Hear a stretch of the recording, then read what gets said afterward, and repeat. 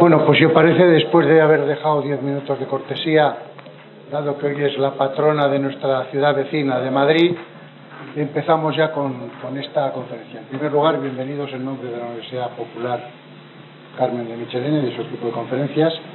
Hoy tenemos el placer de contar con Álvaro Hernández Blanco. Uno de los temas que más está siendo motivo de controversia en los últimos quizás 10 o 15 años en casi todos los países europeos, y además ha dado lugar a numerosos también problemas políticos, ha sido la palabra migración y migrantes. Entonces, la conferencia de hoy va de migración. La migración, nos dice Álvaro, que es un fenómeno que lleva produciéndose miles de años. La gente se movía por razones de trabajo, por razones de guerras, por razones físicas, por búsqueda de oportunidades, y sin embargo, hoy en día eso se convierte en un motivo de polémica, y vemos que en los últimos procesos electorales en la zona más cercana a nosotros, en Europa, el tema de la migración sigue siendo un problema. Pero hace 4 días veíamos que Pakistán va a expulsar a 1.700.000 personas de Pakistán. Hay otros países que están planteando migraciones masivas. Por no hablar del problema de Palestina, y una de estas bonitas ideas que ha sugerido alguien, que es expulsar a 2 millones de palestinos y llevarlos al desierto del Sinaí. Pero bueno, por no entrar en otros temas, nos centramos en migración. Álvaro es una persona joven, pero con una vida curiosa. Ha estado viviendo muchos años en México, ha estado viviendo en Estados Unidos. Trabaja en el mundo de la comunicación, es eso que llaman creador de comunicación. Tiene una página web con solo 2 millones de seguidores, una página dedicada entre otras cosas a gastronomía, unas recetas muy interesantes. Ha hecho libros, presentó su primer libro hace poco, ha hecho documentales, uno de ellos además con un montón de premios y presentado en más de 20 festivales, también trabajando sobre temas de la migración, y ahora está en la fase de construcción de un documental sobre la migración desde Senegal a Europa. Entonces Álvaro nos va a contar un poco una visión distinta, y frente a la visión más impertinente de la migración como un problema, como una fuente de conflictos políticos, Álvaro nos quiere contar otra historia que tiene más que ver con el contenido humano de la migración y con lo que hay detrás.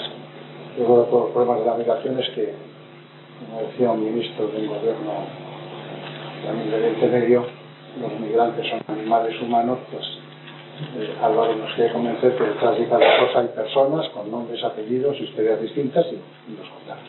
Sin más, Álvaro, muchísimas gracias. Muchas gracias, por favor, Alejandro. apagar los móviles y saber la historia. ¿Vale? Muchas gracias. Gracias, Alejandro, por la invitación, a vosotros por la acogida. Y como decía Alejandro, yo vengo a hablaros de un punto en este planeta particularmente caliente por el tema migratorio. Aparte es una frontera ciertamente azarosa porque tiene todo el problema del narcotráfico, de ese contraste, ¿no?, que hay entre el norte de México y los Estados Unidos, ¿no?, que es el principal consumidor de drogas, ¿no? Y entonces todo lo que se cuece en cuanto al mundo de Lampa, en lo que a las drogas se refiere, pues es una zona que se lleva la peor parte, ¿no? Entonces es una frontera que por muchos motivos pues sí, es bastante peliaguda, pero yo vengo a contaros un poquito lo que yo viví en la ciudad de Tijuana, que también, oye, te hace ver otro lado más humano, un lado esperanzador y un lado que, como decía Alejandro, al menos mi vivencia fue esta, ¿no? Que pude acercarme a lo que es la migración, pero en el tú a tú, en el escuchar la historia y el testimonio de cada uno de los migrantes, que es una actividad a la que yo me entregué con mucha curiosidad, en principio porque soy una persona muy cotilla, muy parlanchina, me gusta escuchar la historia de la gente, el bagaje, lo que llevan detrás, lo que buscan, lo que anhelan, lo que ambicionan, porque yo también me encontraba un poquito en esa tesitura. Yo era un migrante, pues ciertamente, en un sitio tan recóndito para un español como es Tijuana, el norte de México. Y bueno, lo primero que os quiero contar, antes de meterme un poquito en cómo llegué a Tijuana, es esta cita. Si alguien me puede decir si les suena de dónde es esta cita, dice: las fronteras de Europa están trazadas con sangre. Tiene truco la pregunta, confieso, porque esto lo dijo don Juanjo Sarmiento, que era mi profesor de geografía. Bueno, en el colegio.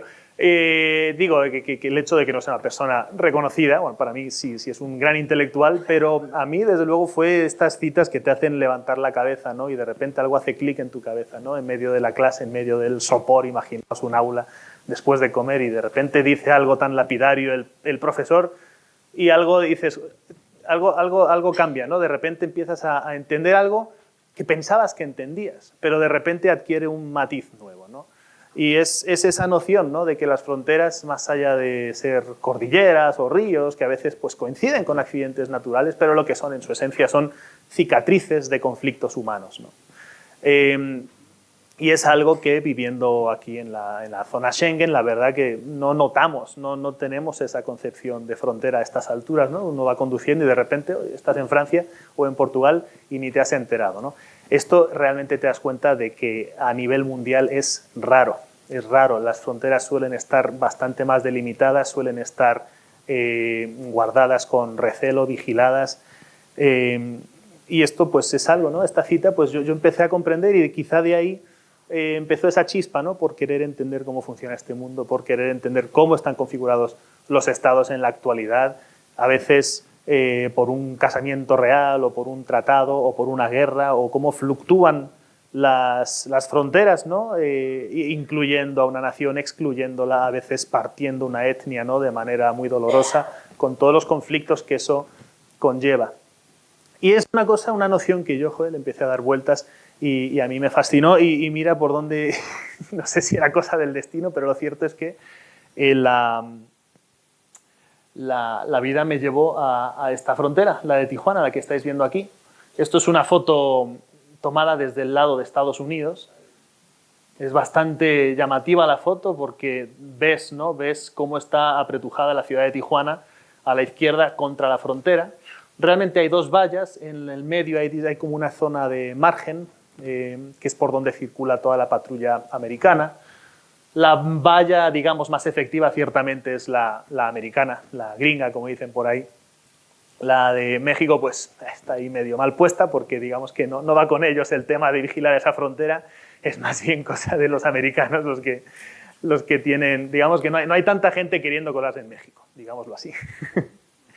Pero por circunstancias de la vida, yo hice ese camino inverso al habitual o al ambicionado comúnmente, que es ir de norte a sur. Yo estaba, de hecho, en Los Ángeles, yo viví 3 años en Los Ángeles y cuando se me acabó el visado y no pude renovarlo, de repente me vi en esa circunstancia indeseable de que pues me iba bien, o sea, había gente que quería trabajar conmigo, tenía una buena comunidad de amigos, o sea, estaba cómodo en Los Ángeles y de repente por un motivo estrictamente burocrático alguien en el gobierno decide, oye, que tú ya para afuera, ¿no? Entonces yo tampoco estaba por la labor de quedarme de ilegal, aunque es una cosa a la que le di vueltas, pero dije, no, esto no es para mí y dije, vámonos, lo hablamos mucho mi esposa, para el espanto de nuestras familias dijimos, sí, nos mudamos a Tijuana y desde ahí podemos seguir trabajando en el proyecto que nosotros teníamos antes, que empezaba a generar cierta atracción por aquel entonces, que es el canal de YouTube que has mencionado antes, ¿no, Alejandro?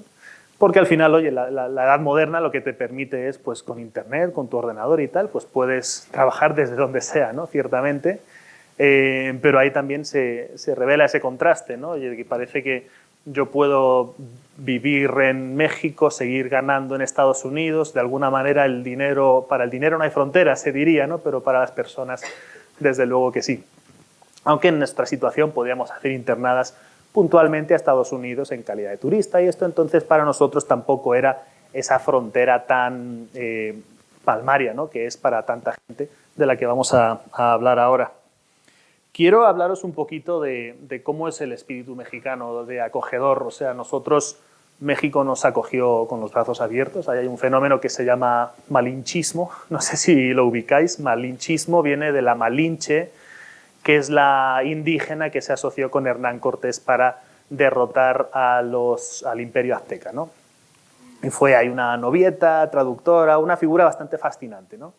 Pero lo que el malinchismo quiere decir es, de alguna manera, esa filosofía mexicana al que llega de una tierra, se diría, más próspera, o pues eso, digamos, que los mexicanos se sienten como que miran a esa Europa con admiración, en este caso, y dicen, joder, parece que te extienden la alfombra roja para facilitarte tu llegada y te tratan muy bien, cosa que en mi caso particular pues agradecí.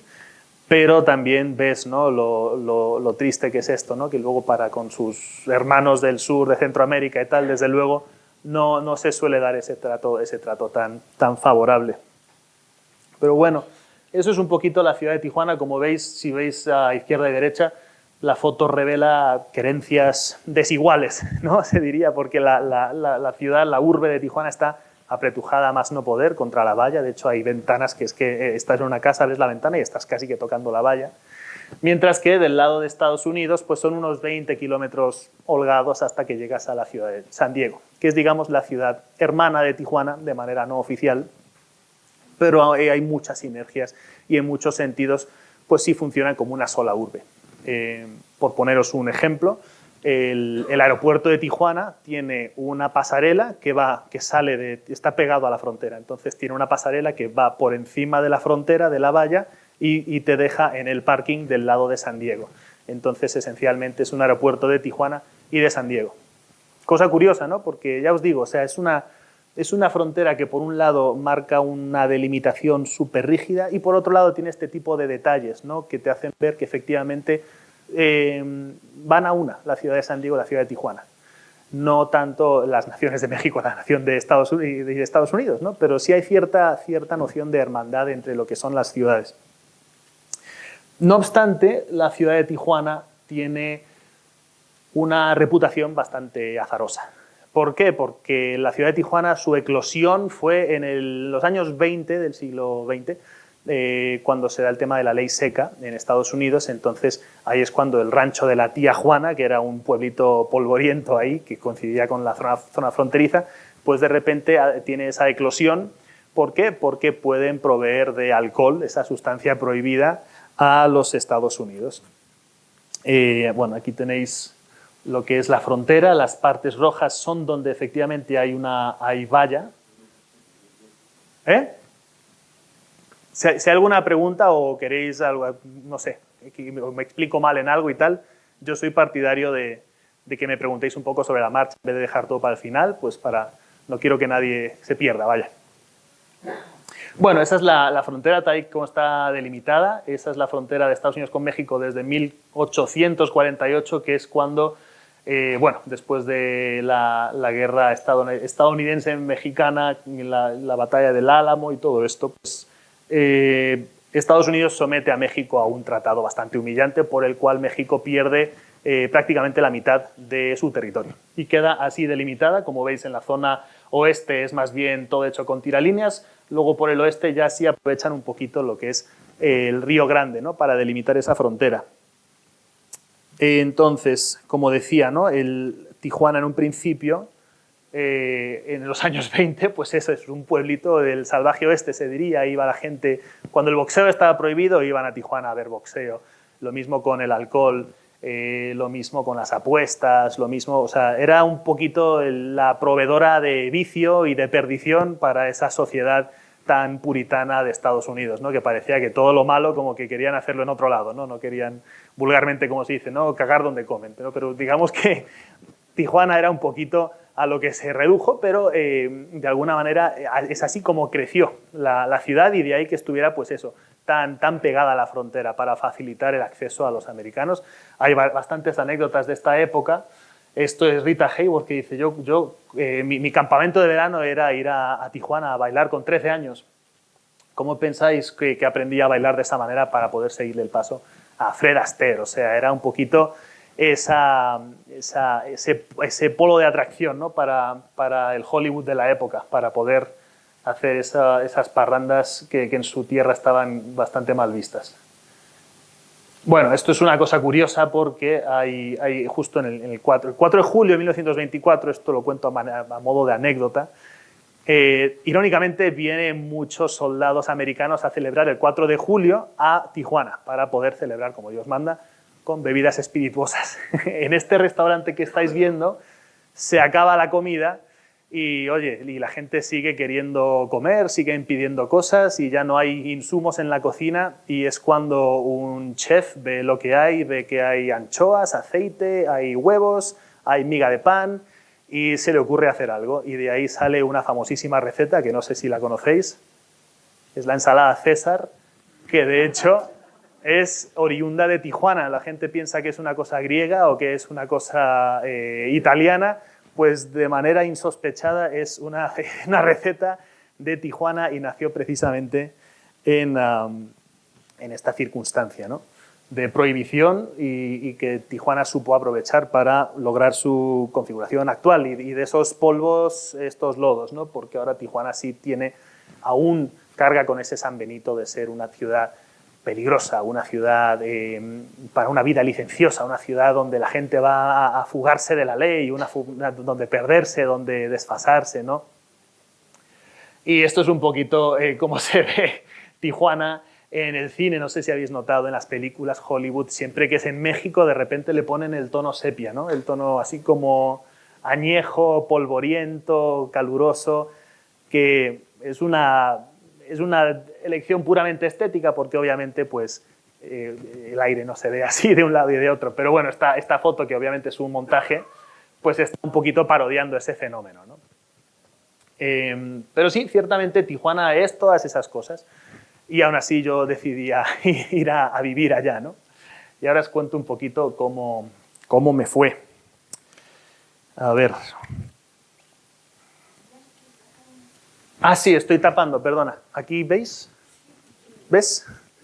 Vale.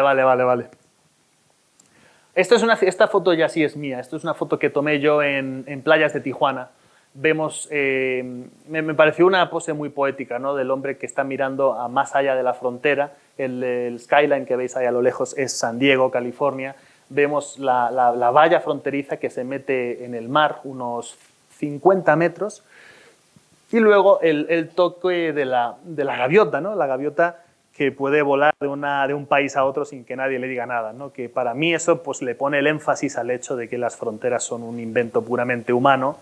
Y que para la naturaleza, pues oye, no existen, y es una imagen recurrente que yo uso en mi libro pues para hablar de esto y para ponerle énfasis en esta noción. Y sean cosas curiosas, como que en Tijuana las palomas son más flacas que en San Diego. Y yo pensaba, pero iros para San Diego, que ahí están tirando comida y de cualquier basura vas a ver hamburguesas, perritos calientes tirados. Pero es curioso, ¿no? Pero lo que son las gaviotas, pues las veías y los pelícanos, pasar de una playa a otra, que es la misma playa, ¿no?, pero está separada por una frontera, son dos países distintos. Entonces, a mí siempre que iba yo a esta zona, a playas de Tijuana, me ponía mucho a pensar, me daba de verdad, es una imagen potente, ver esa frontera, ver cómo en un lado es una ciudad caótica, en otro lado es una ciudad pulcra, próspera, pero a la vez la cultura mexicana es muy alegre, rebosante de color y celebración de la vida. La ciudad, la sociedad americana es un poquito más contenida, mucho más pulcra, pero quizá hasta niveles, ¿cómo decirlo? Es más divertido Tijuana, digámoslo así. Esta es una foto de la valla un poquito más cerca y se dan escenas y unos atardeceres preciosos y es curioso, ¿no?, porque están ahí. Lo que se pone ahí a hacer la gente es vacilar a los guardias fronterizos que están del otro lado. Pero se dan imágenes curiosas, ¿no? Yo vi incluso cómo desde el lado mexicano, ahí vemos al tipo de la sombrilla que tiene ahí un carrito, está vendiendo pues snacks, o sea, una merienda. En su caso creo que eran como unos pinchos así como de gambas a la parrilla y tal. Y yo presencié, ¿no?, cómo le vendía, a través de la valla, le vendía un pincho moruno de estos al guardia fronterizo que tenía hambre y se lo compró. O sea, que se dan... Es la magia, ¿no?, de acercarse a estas cosas y vivirlas de cerca, porque te das cuenta de esos pequeños gestos de humanidad, ¿no? Y a veces es, a pesar de lo impactante del sitio, oye, pues es bonito vivir de cerca ese calor humano. Esto es otra foto para que veáis un poquito hasta dónde avanza la valla. Hay gente que efectivamente trata de rodearla a nado, pero vamos, en cuanto llegas a la playa te están apuntando con un rifle y te deportan rapidito. Pero vamos, que se podría hacer. No es muy honda la playa. Si pillas un día de corriente tranquila, pues hay gente que lo ha intentado. Yo lo he visto, gente que va un poquito bebida por lo general, porque saben que no es una elección razonable o que tenga mucho futuro, desde luego. Y esto es otra foto, ¿no?, que saqué y esto ya sí es un migrante hondureño que estaba feliz, ¿no?, tan siquiera de ver que por fin estaba comprobando con sus propios ojos que esa tierra de la que tantas cosas buenas había oído, pues ahí estaba, la tenía delante de sus ojos. Sí, había de por medio una valla y un alambre de espino, y el que le corresponde la mirada pues es un centinela armado hasta los dientes, pero él estaba feliz de estar ahí, tan cerca, ¿no?, de lo que para ellos es la tierra prometida, ¿no?, el fin de un viaje, de un éxodo tan peligroso y tan lleno de obstáculos. A ver, ya me he perdido, estoy aquí con la chuleta. Pero sí, o sea, cuando estás ahí es una sensación rara, sobre todo para toda aquella persona que quizá nunca vaya a tener la oportunidad de pisar el otro lado. Se antoja como estar viendo otra dimensión, otro mundo, una cosa inalcanzable, pues eso, me imagino lo que contaban los griegos, ¿no?, del Olimpo, ¿no? Ahí está, es otra cosa, ahí no nos pertenece, ahí no tenemos cabida, nunca nos dejarán, pero es un enclave que sí, es bastante sobrecogedor. La valla es muy fea, la playa pues bastante sucia y tal, pero cuando llegas ahí es sobrecogedor, o sea, no ya por la estética ni nada, sino por todas esas historias, todo ese significado que tiene esa frontera, ¿no? Y esto es otra foto que saqué. Yo estaba paseando pues por la zona de la frontera. Esta es una zona que está pegada a la frontera de casas bastante ruinosas, chabolas. Y este perro callejero me estaba siguiendo, pero se estaba colando por entre los barrotes de la valla, yendo de un país a otro, y efectivamente nadie le decía nada, ¿no? Y una vez más pues pone el énfasis, ¿no?, en esa idea de que es que pues para el perro es el mismo sitio, o sea, es unos metros más allá o acá, pero es muy chocante cuando ves eso, ¿no? Es un animalito que no va con él la cosa de las fronteras y tal, y va de un sitio a otro sin que nadie le diga nada. Y bueno, le saqué este retrato, muy majo el perro. Pero sí, para la mayoría de los migrantes, Tijuana no es, o sea, esa frontera efectivamente es intransigible y de hecho para muchos es finisterre, ¿no? Y de eso vamos a hablar ahora, ya más del lado de los propios migrantes, ¿no? Yo cuando llegué di con esta situación. Esta foto no es mía, pero acababan de llegar cientos de haitianos. Los haitianos salen de Haití en 2010, cuando sucede ese terremoto terrible que se salda, creo que fueron 300.000 vidas y 8.000 millones de dólares en daños. Y a partir de ahí Haití, que de por sí es el país más pobre de las Américas, pues la gente pues eso, se da a la emigración masiva para poder sacar a sus familias adelante. Brasil, en un gesto quizá más oportunista que caritativo, dice: venid aquí, que aquí hay cosas que hacer, porque estaban preparando el Mundial y estaban preparando, ¿qué fue? Juegos Olímpicos de Río 2012 fue, ¿no? Y luego el Mundial 2014, ¿no? Entonces había mucho trabajo de construcción, de preparar el país, y ahí fueron en masa los haitianos, para que veáis que estas migraciones a veces son éxodos, o sea, realmente no es cosa de ir de un país a otro, sino es atravesar muchísimos países a lo largo de muchos años. Y el caso de los haitianos que llegaron a Tijuana años después es palmario, es muy paradigmático. Acaban esas citas del Mundial y las Olimpiadas, que siempre son gastos colosales y de dudoso beneficio para el país anfitrión, y de repente pues cae otra vez Brasil en crisis, y obviamente el chivo expiatorio pues son los migrantes, como suele suceder. Acaban echándolos por las buenas o por las malas, pero vamos, es gente que se siente que desplazada, ¿sí? No se siente querida, entonces dicen pues vamos a ver las maletas otra vez, y empiezan ese éxodo hacia el norte. Entonces pues vas viendo que Colombia pues tampoco es mucho más alentador el panorama, pero a lo largo de los años pues van avanzando hacia arriba.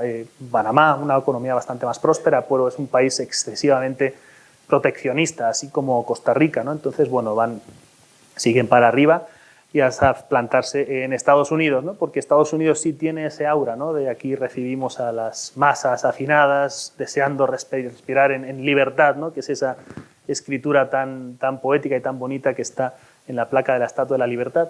Y para mucha gente, pues efectivamente sí retiene ese aura, ¿no? del sueño americano. El caso es que llegan a la frontera con Estados Unidos y piden entrar como refugiados, ¿no? Alegando el tema del terremoto. Claro que ya habían pasado años desde el terremoto. Ya era un éxodo, como os digo, que había durado más de un lustro. Entonces ya no tenían, en Estados Unidos estimaron que ya no existía tal urgencia y dijeron, no, nos podemos dar asilo porque esto fue hace mucho, ¿no? Entonces, pues, de repente miran a su alrededor esos haitianos y ¿qué es lo que ven? Pues ven Tijuana. Y es una cosa recurrente. En Tijuana, gente que se da de bruces con la frontera, no les dejan pasar y decide echar raíces en Tijuana. Y ciertamente, si vienes de Puerto Príncipe o de Tegucigalpa, Tijuana pues es de alguna manera es un upgrade, se diría, ¿no? O sea, y aparte que es una ciudad, una economía dinámica, dolarizada, siempre hay trabajos que tienen que ver con la infraestructura creciente. Entonces, es una ciudad que suele ser muy acogedora con el migrante y donde entran muy bien, ¿no? Para poder arrimar el hombro y seguir construyendo. Sobre todo es pues, donde acaban muchos de estos migrantes, aunque yo, o sea, en tareas pues eso, de construcción, albañilería, pero yo vi ya haitianos muy situados, o sea, dando clase en universidades, montando sus restaurantes haitianos, o sea, cosas que dices, joder, qué bonito que se integren y a la vez que retengan su identidad, ¿no? de Haití. De hecho, había un pequeño barrio donde se asentaron muchos, donde se llegó a conocer como Little Haití. Y bueno, esa fue la cara más visible que yo vi al llegar a Tijuana, allá por el año 2016, de la población migrante, que ya pues, formaba parte de ese mosaico multicultural de la ciudad. Pero luego, en el año 2018, sucede el tema de las caravanas de migrantes desde Centroamérica. No sé si recordáis un poquito cómo se dio esto, pero básicamente fue un esfuerzo organizado, ¿no? Para poder hacer ese periplo desde Centroamérica hacia el norte en grupo. Esto tenía dos finalidades, era pues viajar a hacer piña para poder procurarse algo de protección en un viaje que es muy peligroso, donde son habituales los asaltos, las violaciones, los robos, los asesinatos, y a la vez pues, poder reclamar un poquito de atención de los medios para también pues, hacerse ver, hacerse valer, ¿no?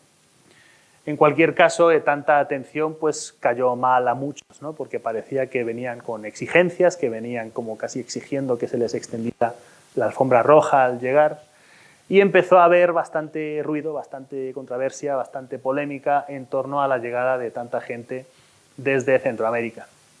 Para haceros una idea, ahí tenemos la bandera, o sea, tenemos la bandera hondureña, tenemos la bandera de México, hay mucho migrante también del interior de México, del sur de México, de estados muy pobres, Guatemala, Salvador, Nicaragua. En Nicaragua hay un tema muy gordo de persecuciones políticas, cosa que aquí casi ni se oye. Salvador y Honduras, el tema de la violencia callejera de las maras, o sea, son países donde hay un ambiente de violencia y de delincuencia bastante irrespirable, y es por eso que mucha gente decide abandonar sus hogares. Yo siempre lo digo, a la gente por lo general no le gusta dejar su casa. La gente quiere estar donde se crió, donde tiene su familia, donde tiene su cultura, sus costumbres. Pero al final, muchas veces, la gente tiene siempre la idea de la gente que persigue el sueño americano, pero más bien lo que yo comprobé es gente que huye de la pesadilla, en este caso centroamericana, ¿no? Son estados que están en situaciones muy, muy peliagudas. Ahora Salvador está levantando un poquito la cabeza con respecto al tema de la delincuencia, pero en los demás casos ya son muchos años que parece que la cosa no va a mejorar. Entonces, pues se dan estas emigraciones masivas. Y luego también está el añadido de los huracanes. Hubo 2 huracanes, esto ya fue en 2020, que azotaron de manera muy violenta a Honduras, y encima justo eso ocurrió durante la pandemia, y eso pues, ocasionó una segunda caravana migratoria. Y cuando yo, viviendo en Tijuana, veo el recelo, ¿no?, con el que se habla de esta gente, digo, joder, me voy a asomar a investigar yo porque quiero escuchar sus historias, ¿no? Quiero ver realmente cuál es su versión de las cosas. Recuerdo justamente que fue una tarde que yo estaba, de hecho, volviendo desde Los Ángeles en tren a San Diego, un tren que te deja prácticamente en la frontera, y de ahí pues cruzas a pie, pero ese día, durante el día, habían asaltado la valla. que al final pues siempre son cuatro cafres, ¿no? Que al final pues hacen algo que no se debería y le cuelgan el San Benito a todo el grupo y de repente toda la caravana son unos delincuentes, toda la caravana pues son culpables y son unos indeseables, ¿no? Aparte se hablaba de la caravana de migrantes en términos muy de vienen con enfermedades, vienen con, ¿no? Como si fueran pues eso, casi que alimañas a mantener lejos, ¿no? Total que ahí es cuando ya, cuando sucedió esto, yo vuelvo a entrar en Tijuana y es verdad que la ciudad estaba con una calma bastante fantasmagórica porque había sido un día de mucho ajetreo y bueno, las autoridades habían salido a poner orden y tal y de repente yo entro y la ciudad está como que todo el mundo guardado en su casa, o sea, como cuando llegan en las películas a un pueblo del oeste y casi que la gente va cerrando las contraventanas al paso del forajido, ¿no? Y dije, bueno, al día siguiente voy a venir aquí a escuchar historias, ¿no? Y ahí esa fue un poquito la chispa de lo que más adelante pues, se convirtió en mi libro, ya centrado en testimonios, en historias concretas de gente que me podía dar un poquito información a título personal de cuál era su sitio en este fenómeno que es un gran mosaico de miles de personas, ¿no? Este es Bulnes. La historia de Bulnes me pareció particularmente fascinante porque era un hombre que venía huyendo de la violencia de las maras en Tegucigalpa, Honduras. Le habían matado a varios hermanos, a sus padres y a él se la tenía jurada también. De hecho, me contó que había hecho todo este periplo con una bala de las maras aún en el muslo. Y que de hecho cuando le dispararon y él pudo salvar la vida, le llevaron al hospital. Imaginaos cómo son las cosas allá en Honduras, que para no complicarse la vida, el médico le vio y dijo, hay que amputar. Y lo que le salvó a Bulnes fue que no traía sus propias gasas y su alcohol para poder llevar a cabo esa, porque están tan desprovistos y todo el dinero de la seguridad social se lo mangonean entre los, o sea, hay mucha corrupción. Entonces le dijeron, vamos a hacer esta operación mañana, pero básicamente echándole la culpa a él porque no había traído el equipo médico adecuado. Imagínate, pues en ese lapso de tiempo Bulnes dio con un médico voluntario norteamericano que le vio y le pudo operar.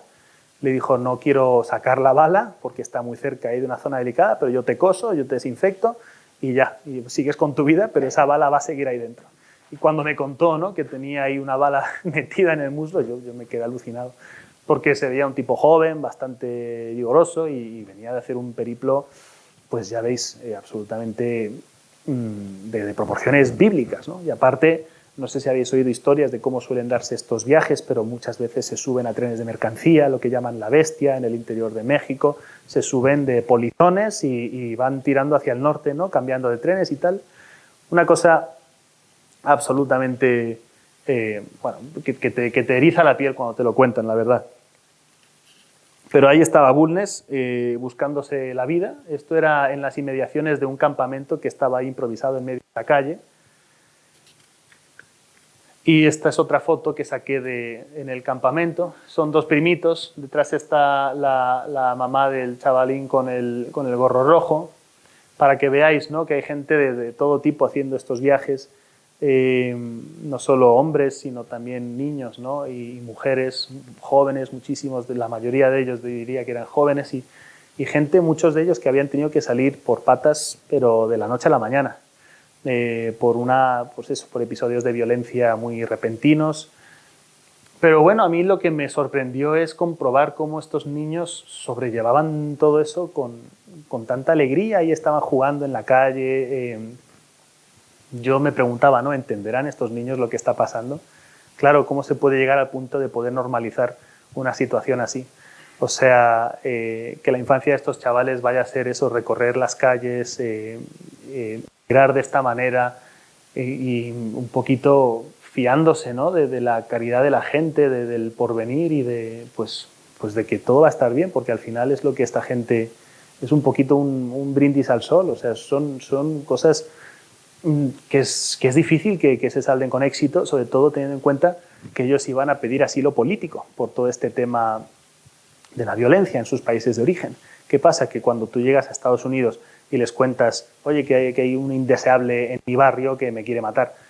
Eso lo escucha Estados Unidos y dice, bueno, pero no hay una guerra, no hay una persecución étnica, es que son el tipo de casos que ellos contemplan como para conceder asilo político. Cuando son temas de violencia callejera, aunque sea una cosa endémica del país y que tenga el país doblegado, ellos no lo ven como motivo suficiente para conceder asilo político.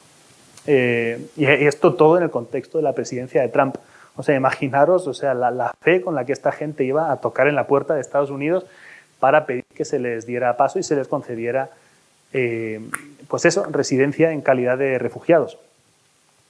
Aquí otra estampa, ¿no?, de cómo estos son dos hermanos, uno bastante mayor que el otro, cómo se duchaban, ¿no? Al final estaban ahí en tiendas de campaña improvisadas y hacían de la calle pues su pequeña aldea, su pequeño barrio, y ahí pasaban los días. Y yo solía recorrer entre las tiendas, había gente que se prestaba a contarte, había gente que lo veía con mucho recelo, que querían preservar su privacidad, también porque hay gente que, sobre todo gente que venía desde el interior de México, que les venían persiguiendo pues eso, mafiosos del narcotráfico y tal, y que de repente recibían llamadas, oye, sabemos que estás en Tijuana, tal, tenemos los ojos puestos en ti. O sea, gente que estaba huyendo y aún así se sentían observados por toda esa red omnipresente que tienen los cárteles de droga. Esta es otra foto del chavalín. Fijaos dónde está el campamento y la valla que veis atrás es la propia frontera, ¿eh? O sea, estaban ahí a tiro de piedra de lo que es la valla fronteriza. Y este niño, pues también jugando con mucha alegría, con un carrito, un coche de policía, unos pantalones que se ve que le han dado porque le quedan grandísimos. Pero bueno, ahí estaba el chavalín y ojalá, pues quién sabe, ¿no?, qué será de él ahora, pero... Y esta es doña Natividad. Doña Natividad es un caso curioso. Ella venía de Lloro, Honduras. Y doña Natividad me vio a mí paseando con la cámara y hablando con la gente y me dice, oye, ¿y aquí a mí qué? Sácame un retrato y me das, pero solo si me tienes que pagar, ¿no?, para sacar mi foto. Y yo, bueno, vale, pero antes cuéntame tu historia, porque yo aquí estoy recogiendo testimonios, ¿no? Y el caso curioso de doña Natividad era que ella estaba guardándole el sitio a su nieta. O sea, imaginaos, tendría 70 y pocos años, pero estaba guardándole el sitio a su nieta, que venía con su bisnieta, pero que estaban guardando cuarentena en el sur de México, porque esto fue en la cresta de la ola del COVID. Entonces México, pues incapaz de parar esos flujos migratorios, decía, bueno, os dejamos pasar. De hecho, México lo que hace es expedir una especie de visa de, ¿cómo decirlo?, como de tránsito, efectivamente. O sea, no es un permiso de trabajo, no es de residencia, es como que te dejo atravesar el país, pero para que te vayas del país. Bueno, entonces, en este contexto de pandemia, la nieta y la bisnieta de doña Natividad estaban guardando cuarentena en el sur de México, en el estado de Chiapas, frontera con Guatemala, mientras que ella, que ya vivía en México, en la ciudad de Tuxtla Gutiérrez, en el estado de Chiapas también, ella era barrendera, según me contó. Ella se dedica a ser barrendera y su sueño era tener unas gallinas ponedoras para poder jubilarse. Y imagínate, y se echó encima todas estos miles de kilómetros para plantarse ahí y guardarle el sitio a su nieta para cuando llegara ella al fin y al cabo, porque había cierta noción de que ahí se iba a llamar a la gente por orden de llegada, de alguna manera. Pero era una confusión realmente, había creencias de todo tipo, había gente que... Porque había muchos abogados pro bono que venían desde Estados Unidos tratando de asesorar, de decir, a ver, esta es la situación, esta es vuestra mejor jugada, os voy a asesorar, esto es lo que tenéis que decir, tal y cual. Bueno, entonces había todo tipo de creencias, ninguna de ellas realmente oficiales, pero una de ellas era eso, ¿no?, que había como turnos, ¿no?, que llevar ahí más tiempo pues tenía de alguna manera prioridad a la hora de ser atendidos. Porque efectivamente Estados Unidos estaba diciendo, a ver, estaba haciendo llegar a la gente para ver los casos, y en la mayoría de los casos pues lo que hacían era deportarlos. Entonces, ante esta circunstancia, bueno, esto es otra foto de una chica joven que me pareció muy bonita porque en este entorno donde la gente decía, no, es que vienen con enfermedades, es que tal, pues esta chica estaba ahí adecentándose, poniéndose maquillaje súper digna, ¿no? Y ver cómo preservaba esa dignidad y ese saber estar y ese, pues eso, aunque sea, estaba viviendo debajo de, pues eso, de una carpa ahí mal puesta, pero oye, con mucha dignidad, con una sonrisa, y estuvimos hablando un buen rato. Y también pues una joven adolescente de Honduras que habían dicho que cuando le dijeron en el barrio, oye, que al jefe de la Mara le gustas, pues ahí ya ella sabía que tenía que irse y salió. Pero bueno, yo la vi con una disposición alegre pese a todo, que también para mí era como testimonio de esa entereza. Que a mí me marcó mucho, porque te contaban unas cosas, pero con una entereza y una resolución que decías, es que yo no podría estar con esa serenidad y esa creencia y esa rectitud, ¿no?, en que las cosas van a salir bien. Pero oye, ella era lo que les alentaba a seguir hacia adelante paso a paso, porque sin esa actitud es que no te haces todo ese periplo, sinceramente. Es así. Estos son Wilson y David. Esto es un caso que me hizo gracia porque estaban muy orgullosos de en lo que esperaban en Tijuana, habían encontrado trabajo como albañiles. Entonces yo los conocí cuando no estaban trabajando, pero no se querían quitar ese peto naranja porque estaban muy orgullosos, ¿no? De repente ya no eran migrantes, no eran maleantes, porque gran parte de la población de Tijuana de repente veía la calle llena de gente viviendo en la calle, y de repente estos no eran indigentes migrantes, eran profesionales de la construcción. Entonces esto podía ser un sábado por la mañana que ellos seguían ahí con su peto naranja puesto, y la verdad que la gente los miraba como, oye, mira, eso sí les va bien, o sea, qué bueno. Tal. Y ya empezaba la gente a ver que efectivamente en Tijuana pues había ese rayo de esperanza, que podrían quizá echar raíces en Tijuana y que les iba, y como hemos comentado, ¿no?, que a pesar de todo es una ciudad que ofrece muchas oportunidades. Y este es, a ver cómo se llama, me he olvidado.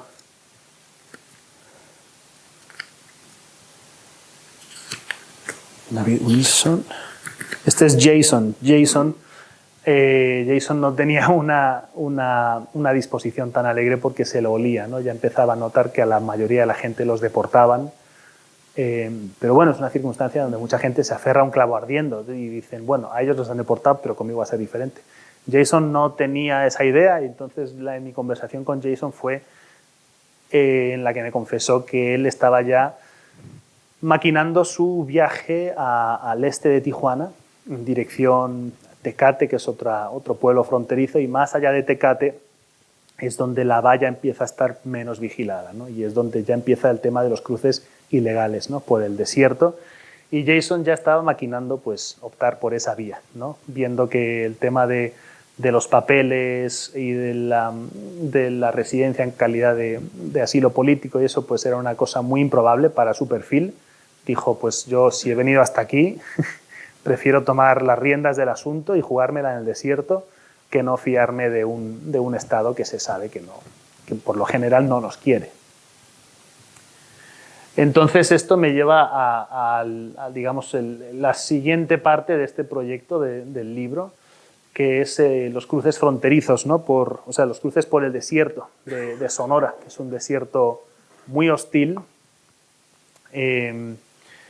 por el cual se dan esos cruces que siempre son de la mano de los llamados coyotes, que son, pues eso, al final trabajan en conjunción con los cárteles porque al final, antes los coyotes eran gente freelance, digamos, gente que se conocía bien los pasajes, el desierto, y que ayudaba, ¿no?, a la gente a cruzar, pero conforme el desierto empezó a ser más...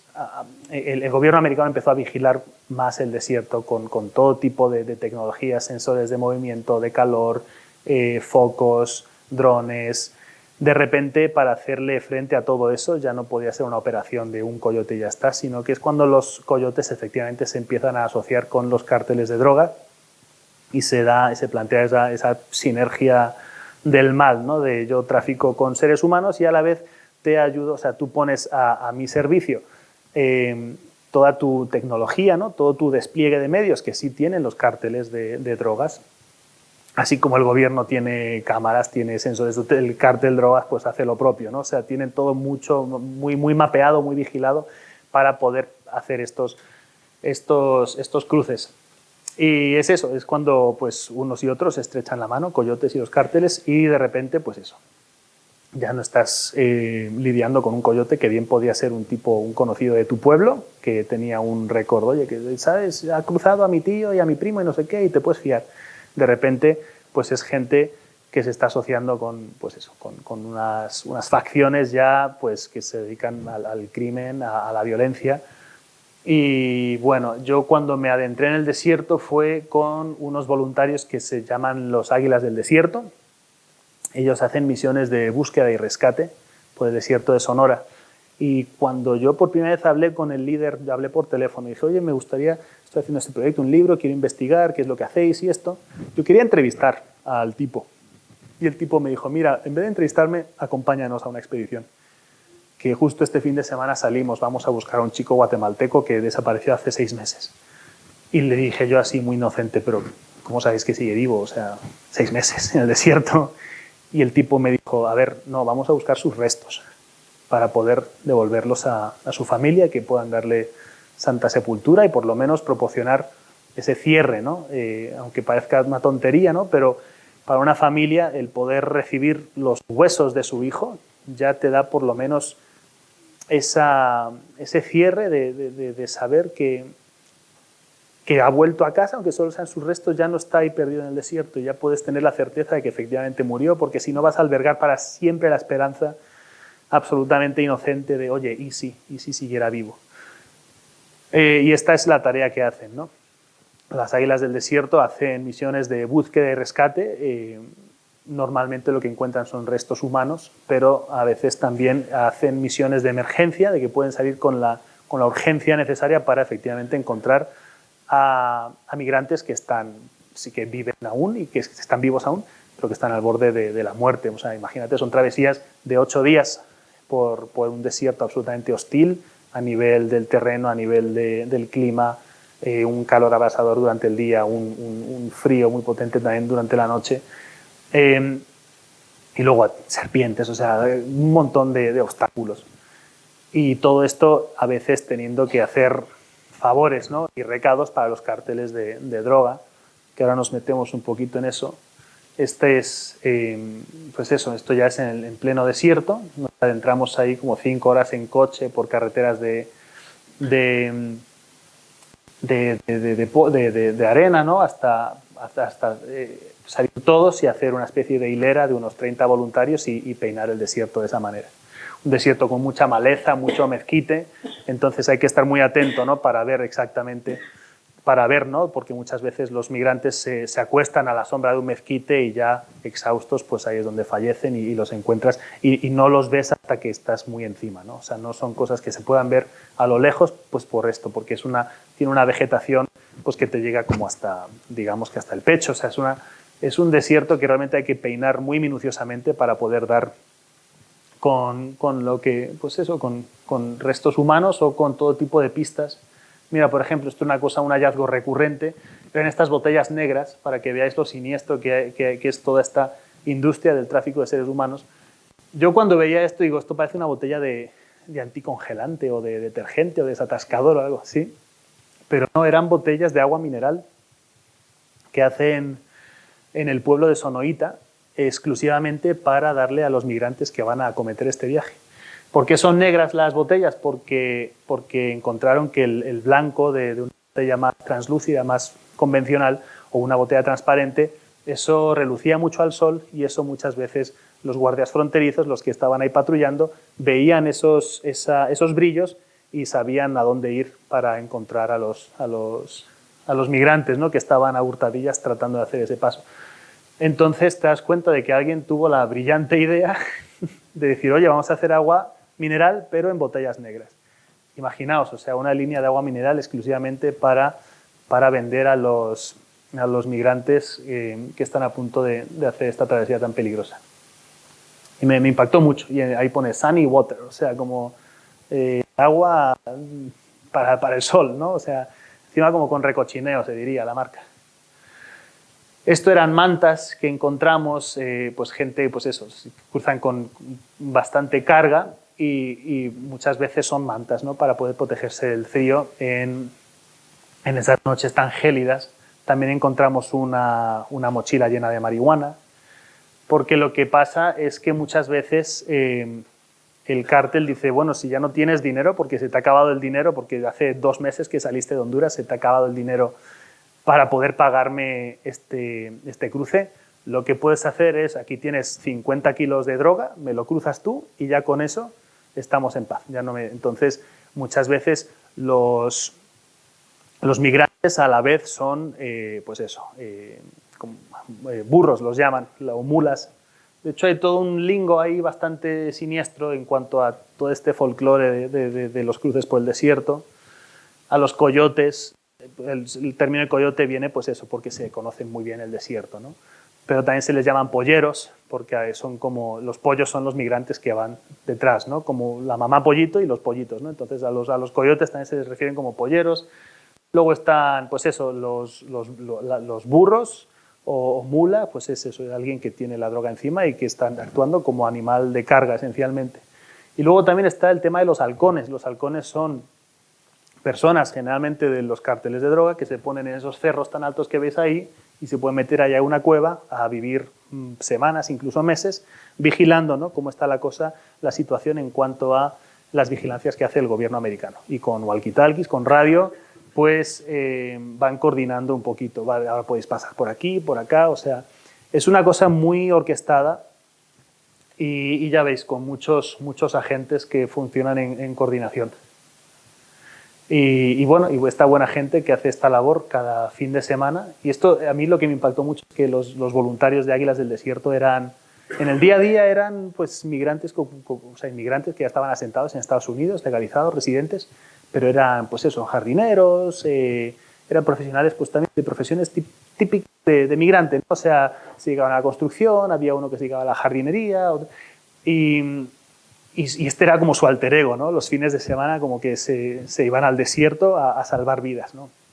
Me parecía muy impresionante. Y venían de todos puntos de ciudades de por ahí, Los Ángeles, San Diego, Phoenix, Flagstaff, y son horas, muchas horas de coche. Tenían una base en un pueblito ahí en el desierto que se llama Ajo, y ahí, desde ahí partían, desde ahí organizaban todo.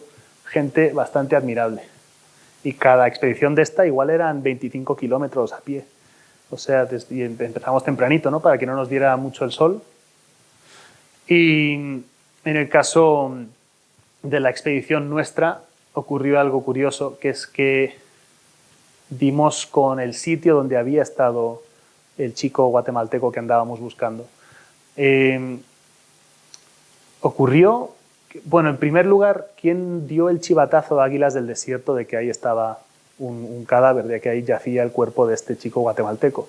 Fue otro migrante que avisó al pasar por ahí, por el desierto, vio el cadáver, le vio la cartera y avisó a Águilas del Desierto, porque es una organización que funciona mucho pues, por Facebook, o sea, tienen ese tipo de coordinación y esas vías de comunicación para que todo el mundo pues, pueda darles información, ¿no? Entonces, Águilas vio el dato, ¿no?, de la identificación del chico, del cadáver, y lo contrastó con efectivamente una desaparición que se había denunciado meses atrás y dijeron, pues sí, sabíamos que estaba perdido este chico, pero no teníamos tanta información como para salir a buscarle.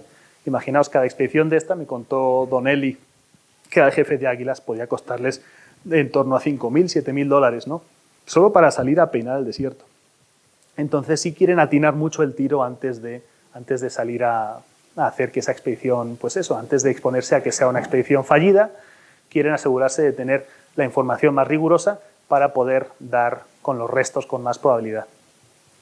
Bueno, en el caso de este chico guatemalteco, lo que ocurrió fue que ya habían levantado de hecho el cuerpo, porque el chico que avisó a Águilas del Desierto también se ve que avisó a las autoridades y llegaron antes. Y la frustración de Águilas fue tal porque decían, es que falta coordinación, ¿no? Falta que nos puedan avisar de que ya han encontrado y se han llevado el cadáver para que nosotros no empleemos estos recursos en una búsqueda que ya se ha resuelto por otro medio. Entonces, bueno, lo que hicimos fue, pues siempre ponen cruces blancas, ¿no?, a modo de sepultura o de alguna manera para marcar, ¿no?, dónde murió este migrante, como he dicho antes, a la sombra de un saguaro, de un mezquite. Y bueno, es un poco, esa es la situación, ¿no? Esa expedición para mí me abrió mucho los ojos para poder comprender la necesidad extrema, ¿no?, a la que se expone esta gente para poder llegar a pensar que estos viajes, oye, que son una buena idea. Porque lo que pasa en el desierto de Sonora es que no hay valla fronteriza, porque la idea por parte de Estados Unidos es que el desierto es tan hostil que nadie se iba a atrever a cruzar por ahí. Y nada más lejos de la realidad. O sea, lo que ha hecho la valla fronteriza más bien es canalizar, hacer como un embudo, ¿no?, para que el que vaya a cruzar lo tenga que hacer por ahí. Y es una trampa mortal. Y bueno, yo quería cerrar con una reflexión que también incluyo en mi libro, hablando antes de yo mudarme a Tijuana, hablando con un amigo mío americano. Él se lamentaba, ¿no?, de que yo me tuviera que ir a Tijuana, de que no me habían salido los papeles y que había tanta gente colándose ilegalmente, ¿no?, como la gente que hacía estos cruces por el desierto. Y yo decía, no lo veas así, o sea, yo no siento que esa gente que esté aquí de ilegal me esté a mí quitando el sitio, ¿no? Alguien que ha tratado de hacer las cosas con todas las de la ley, haciendo los papeles, respetando los procesos, etc. Y hablando, ¿no?, te das cuenta, le digo, a ver, Donovan se llamaba este chico, digo, Donovan, ¿tú por qué eres americano? Y decía, bueno, primero es que mis valores, mi cultura, tal y cual. Digo, no, tú eres americano porque naciste aquí.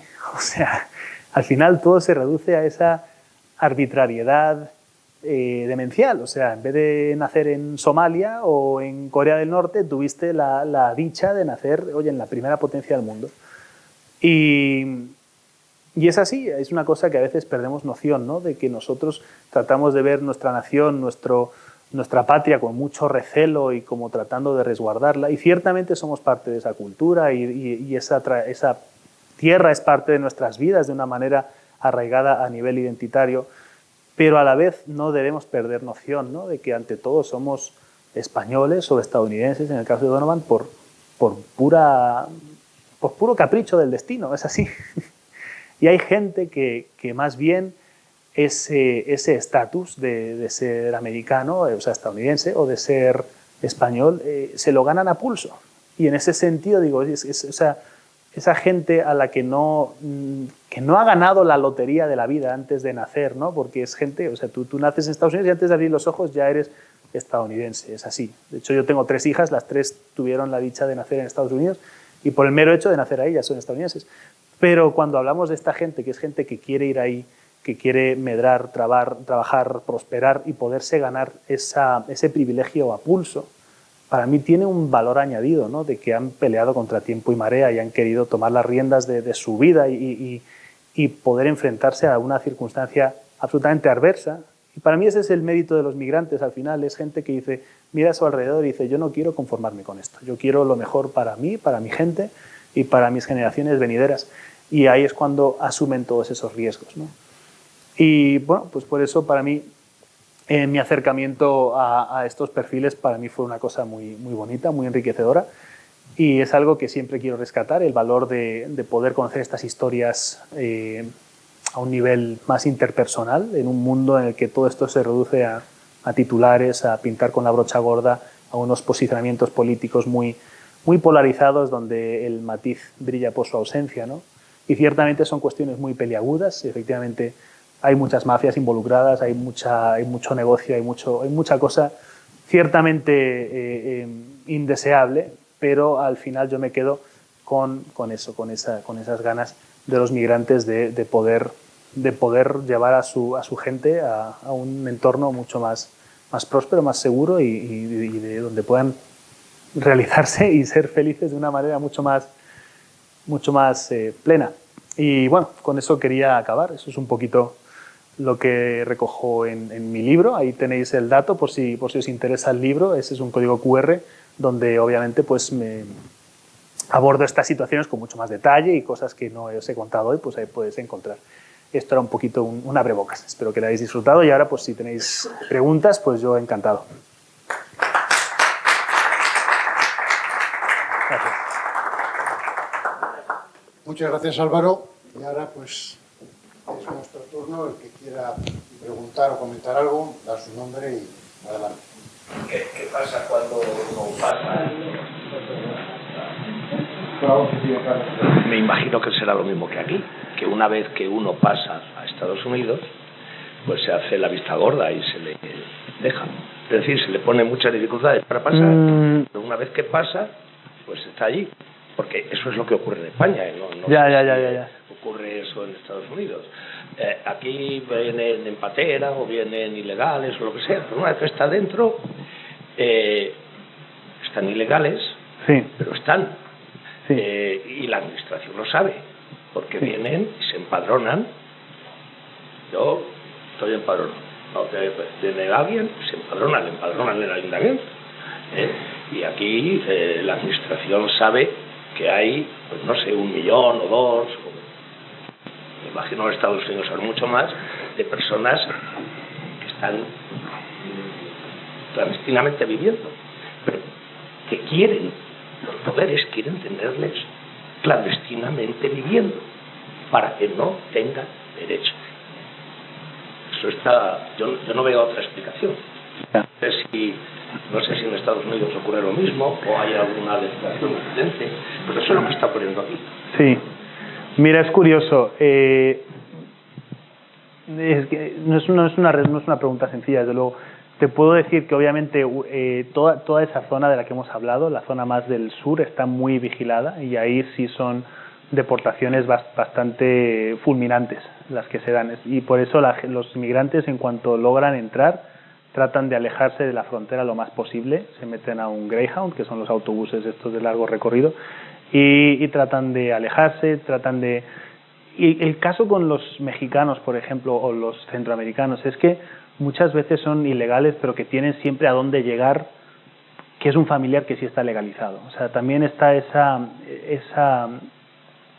ese desequilibrio, ¿no? Y esa solidaridad de alguien que les recibe, alguien que en un punto de sus vidas también fue ilegal, porque a veces, a mí una cosa que me exaspera mucho es cuando este discurso se reduce a esa falsa dicotomía de legales e ilegales.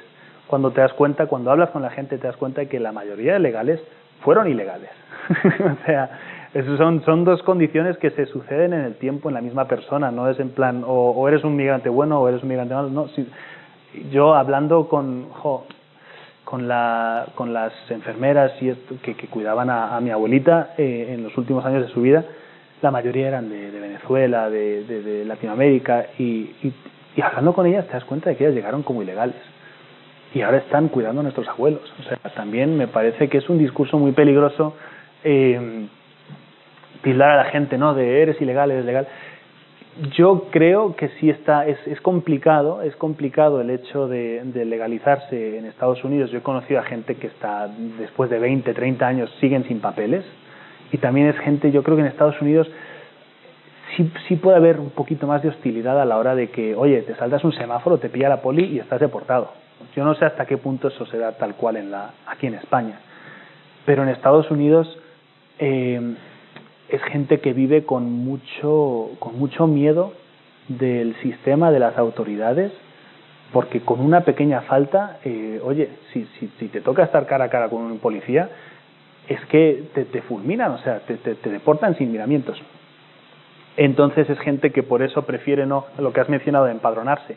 Ahí no lo hacen, no prefieren no salir a la superficie, no figurar en las bases de datos, muchos de ellos. Claro. Y luego es verdad que ahí está todo el tema de, no ya tanto del gobierno, pero muchas organizaciones, muchas fundaciones que efectivamente brindan pues algún tipo de asistencia ya a nivel más de caridad, más de solidaridad, y obviamente pues el que puede pues accede a ello, pero yo no he notado ese discurso tan ¿cómo decirlo? Es distinta la situación a lo que estamos viendo aquí en España. Sin decir que una cosa es mejor que la otra, ¿no? Pero Estados Unidos es que es un país tan particular que tiene un poco sus propias reglas. Y se da una cosa curiosa, por ejemplo, hasta hace poco, creo que hasta el año 2015, por ejemplo, con los cubanos, si te pillaban ya en la Florida, te dejaban entrar. Si te pillaban en el mar, te deportaban, te mandaban de vuelta. Era la política que llamaban pies secos, pies mojados, ¿no? Era una especie de escondite inglés a nivel geopolítico, pero era esencialmente, o sea, si llegabas a Miami en una Zodiac y ya te pillaban en la playa, te decían, oye, enhorabuena, lo has conseguido, eres americano. Pero si te pillaban en el mar, te devolvían. O sea, Serán ese tipo de caprichos, ¿no? Dices, ¿y por qué? Y es algo que los mexicanos ven con mucho recelo, ¿no? Porque dicen, joder, pero si en México en muchos aspectos estamos peor que en Cuba y a nosotros nos tratan diferente, solo porque aquí no somos comunistas, de alguna manera a nosotros nos tildan a todos de criminales, ¿no? Es que es muy poliédrico el tema, como para darte una respuesta tan certera, digamos.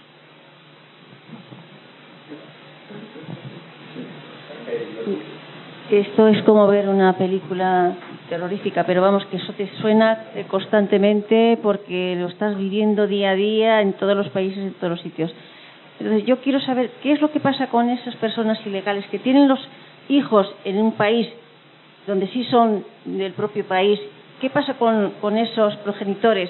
¿Qué pasa con los hijos? Porque los progenitores son ilegales, los hijos son legales, digamos, entre comillas. Sí. ¿Qué pasa con esas familias? Es un tema muy, muy delicado y muy feo. Existe el término en inglés que es anchor baby, bebé ancla, que es como llaman a los bebés que nacen de ilegales, porque dicen, se supone, ¿no?, que en cuanto tienes un hijo y ese hijo es estadounidense, es tu ancla en el país. No te van a echar porque el hijo depende de ti. Ojalá fuera cierto, porque sí se han dado casos. Yo conozco un caso terrible en Texas. Esto me lo contaba un amigo mío que era pastor evangélico, ¿no? Entonces tenía ahí un colegio y un buen día, él era el director del colegio, y un buen día llegaron, pues eso, la hora de que ya no había clases y no llegaban los padres a recoger a los niños. Y es que habían hecho una redada en el pueblo y habían encarcelado a todos, los de ICE, o sea, inmigración. Y de repente se vio eso con un colegio lleno de niños, y los niños, muchos de ellos sí eran americanos, pero a los padres los habían pillado en una redada y estaban, pues eso, en las inmediaciones de la ley y muchos de ellos acabaron deportados. Entonces sí, es un tema muy complicado. Yo no sé a nivel de ley, ¿no?, si realmente te ofrece algún tipo de protección el hecho de que tu hijo sí sea nacional, o si más bien es una cosa que en la práctica se trata de respetar, pues por lo inhumano que sería separar a los padres del hijo en esas circunstancias. Pero se han dado casos de todo, tristemente. Sí.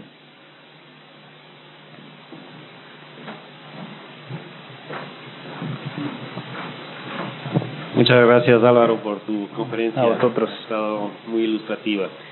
Yo quiero preguntarte, vimos esas fotografías de las caravanas que venían de Centroamérica hacia los Estados Unidos. Muchos de ellos no habrán pasado. Yo creo que la gran mayoría. No, así es. Fueron dos grandes caravanas, después se sucedieron unas más pequeñas. Así es. Están los haitianos y hay un montón de gente más. Mi pregunta es, ¿qué hace México con toda esa gente? Porque muchos no se van a regresar a recorrer el periplo de tantos kilómetros a zonas de violencia y de criminalidad. Entonces buscarán una vida ahí en México. En México sí hay un terreno bastante más allanado para que esa gente tenga una vía hacia la legalización, hacia la residencia legal. O sea, tú puedes demostrar, uno no puede plantarse en albañil en Estados Unidos como albañil, por ejemplo, y con una oferta de trabajo de albañil no te van a dar un permiso de trabajo. En México sí. En México sí hay más facilidades para que puedas hacer ese tipo de cosas, y en cuanto puedes demostrar que has estado, enlazando proyectos de este tipo y trabajando legalmente con este tipo de permisos, llega un punto en que te ofrecen una residencia más larga y luego otra más larga y al final la nacionalidad. Yo eso lo vi de cerca en Tijuana, gente que, como hemos dicho, ¿no?, que miraba alrededor y decía, yo antes de exponerme a que me deporten, mejor me quedo aquí porque veo que hay chamba, como dicen ellos, no hay trabajo, hay por dónde prosperar. Y yo también muchas veces haciendo mis papeles en Tijuana, porque yo ahí estaba como extranjero también, pues me tocaba ir mucho a migración y eran muchas horas de cola y me ponía a hablar, ¿no?, con la gente y me contaban un poquito cómo funcionaban estas cosas. Y efectivamente Tijuana sí ofrece menos resistencia para el migrante medio para poder asentarse en el país. Tijuana en particular, por cómo es de vibrante la ciudad y lo mucho que está creciendo, y México yo diría que también en su conjunto es una sociedad un poquito más, o sea, a nivel de cómo está hecha la normativa legal en estos aspectos, es bastante más benévola. también porque hay menos demanda de emigrar a México, o sea, también tiene esa parte, ¿no? Entonces menos restrictivo, menos proteccionista. Y luego México en general, pues, y tanto más una ciudad como Tijuana, es que están muy acostumbrados a recibir gente de fuera. Entonces, tanto del interior de México como de otros países. Entonces yo sí noté que al que se quedaba en Tijuana para largo, pues sí le iba bien. Y el caso paradigmático efectivamente son los haitianos, pero de aquí a 5 años estaremos hablando de lo mismo que pasó con los haitianos, con los hondureños que decidieron quedarse. Y que efectivamente a la larga puede ser que esa sea la mejor jugada que haber intentado convencer a Trump de que les dejaran pasar a Estados Unidos, ¿no? Entonces esa es un poquito, esa es la redención de Tijuana, ¿no? Que antes hablábamos de cómo es una ciudad, una reputación muy violenta, muy azarosa, pero que también tiene este aspecto de ser un mosaico de culturas y tener un tejido social muy diverso, muy multinacional y muy acogedor.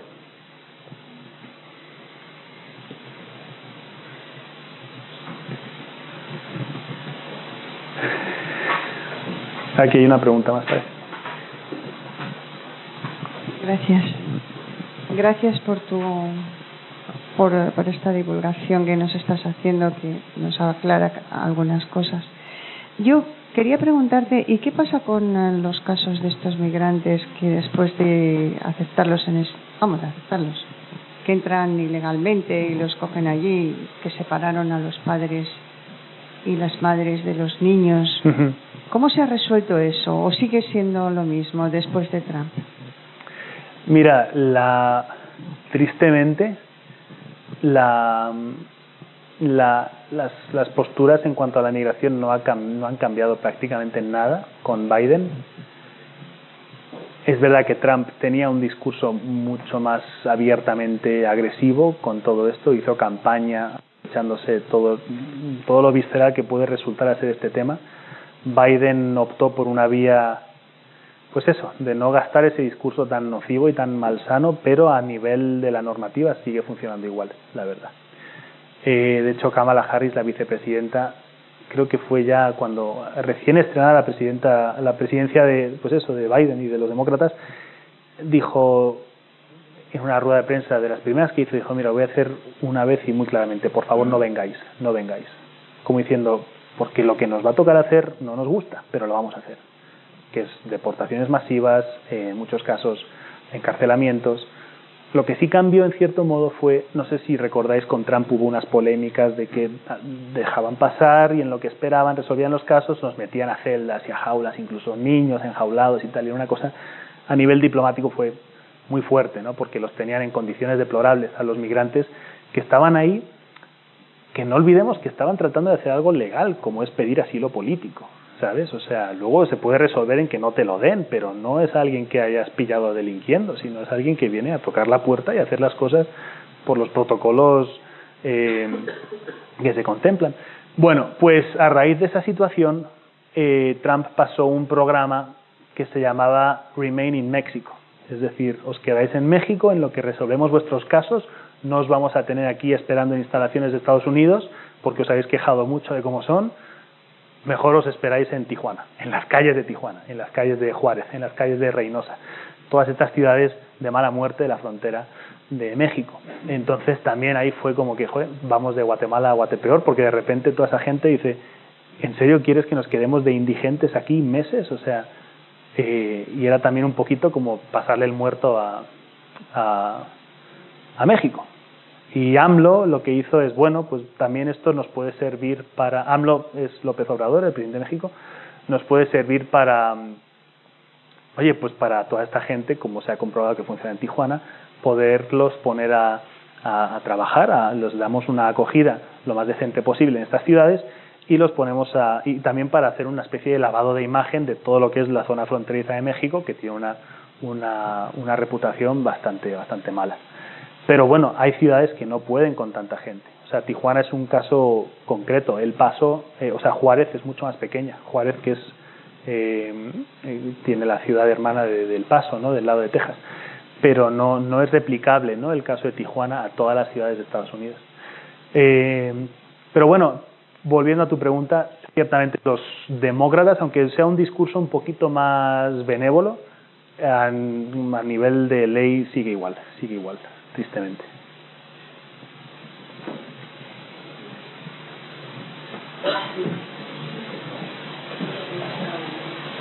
Bueno, pues muchísimas gracias, Álvaro. A ti, Alejandro.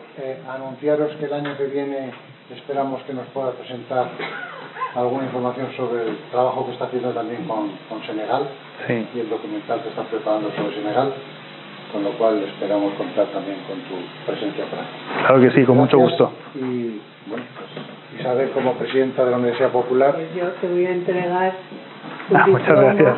por tu asistencia. Muchas gracias, muy y bonito. por habernos explicado este tema que es tan desagradable. Gracias, muy amable. Me pongo.